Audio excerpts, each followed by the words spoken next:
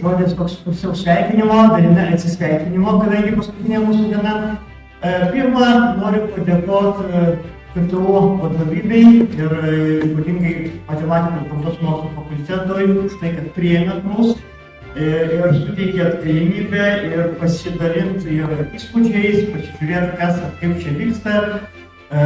Labai didelis dėkui visiems mokytojams, kurie palydėjo mokinius, kurie atvedė mokinius į fizikos kelią, parodė šitą kelią ir labai tikiuosi, kad toliau ir bandysit savo mokinius šito keliu vesti, parodyti geriausias kryptis ir vis duot kažkokio didelio ir tokio pasiryžimo mokiniams suteikti, kad jie nepamestų šitą kelią. Na ir aišku, jūs, brangieji mokiniai, yra tikrieji herojai šių 3 dienų.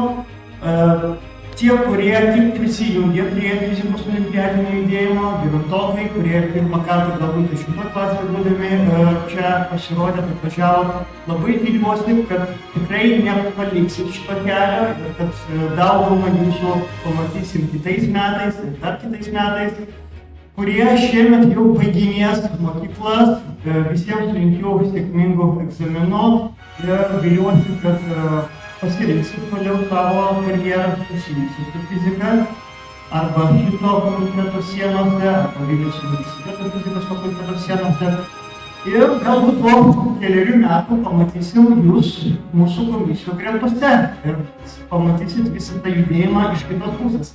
Taip pat sunkus su autorius kalbėti. Bravo!